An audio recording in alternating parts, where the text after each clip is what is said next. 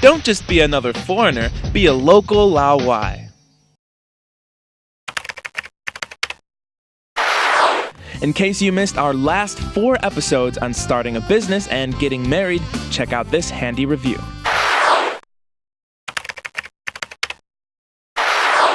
Foreigners have 3 options registering a business in China with different requirements. Let's take a look at them. One popular choice for Laowai is to register a WFI, or a wholly owned foreign enterprise. With a WFI, you'll be the boss. The entire company will be under your control. However, the capital requirement is quite high. You'll need at least 100,000 renminbi in the bank in order to start a WFI. Now, with a joint venture, you'll need to have a Chinese partner who will own a majority stake in the company, and 25% of the capital will need to come from the foreigner.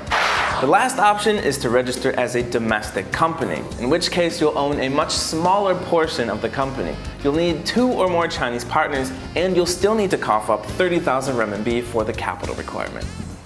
With the training center, you can skip a lot of the paperwork involved with registering a school. You'll first need to register your training center with the appropriate government departments. And if you want to hire foreign teachers, you'll need an SAFEA license and 1 year of operation under your belt. You'll also need to sign a multi-year lease with a realty agent or landlord and be inspected by the local and provincial levels of government. Something that you should be prepared for at all times, as the inspectors will show up without advance notice. Good property space does not come cheap in China, so you're definitely going to want to find an area with a large concentration of families and schools. There are 3 steps for getting a business license in China. But first, you'll need to register an officially approved name in order to do business transactions like issue receipts and draw up contracts. Afshar Brothers Incorporated? You've got a brother? Actually, it's a much better idea to pick a name that specifically describes the functions of your company. Once your name is registered, you'll then need to open a business address. Now, the address has to be registered in the same city and same district where you registered the name, and you have to make sure it's at a commercial address as opposed to a residential one. Now, once you've done this, you'll then need to register a corporate bank account.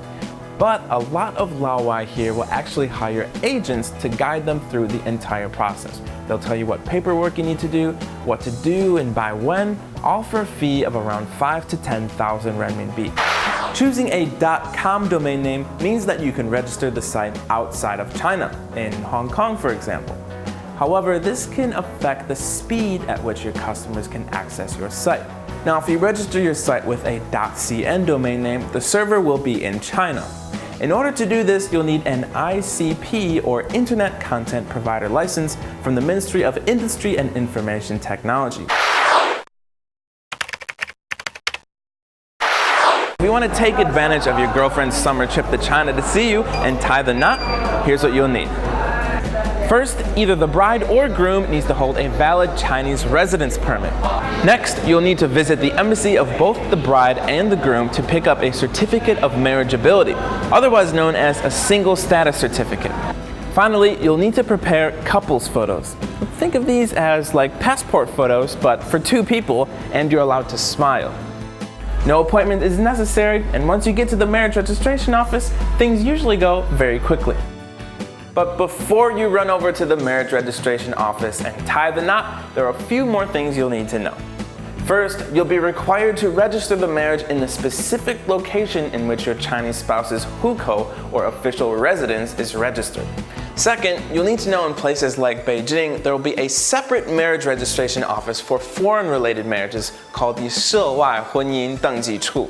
There, you'll present a completed marriage registration form and your spouse's official residence booklet called the hukou ban. Ling Ling said if I'm not really good, her parents might not give her her hukou ban booklet. I mean, how crazy is that? They've only got 1 for each family? Special customs are observed before and during the ceremony, for which you'll definitely want to plan. Some of those customs include an 8-course meal at the reception and the new bride and groom serving tea to their parents, giving thanks for their upbringing. Unlike what you may be used to back home, wedding photography, or 婚纱摄影, is not snapped at the ceremony itself. It's taken well beforehand. Hi, Ling Ling. Yeah, 40 sounds about right. 400? I thought you said, but your house won't even fit it. Your uncle's been married 3 times? And all your school friends? You know, that's a lot of... Hello? Better start looking for hotels then. Well, you do know you have more options than hotels, right? Traditionally, the ceremony was held in the groom's house or hometown, but this can vary from province to province. That's it for this review on settling down with a business and a marriage here in China. Remember to check out our website for full videos of each of these episodes, and if you have any specific questions, comments, or concerns, shoot me an email at locallaowai@bon.tv. I'm Donnie Newman, and we'll see you next time on Local Laowai.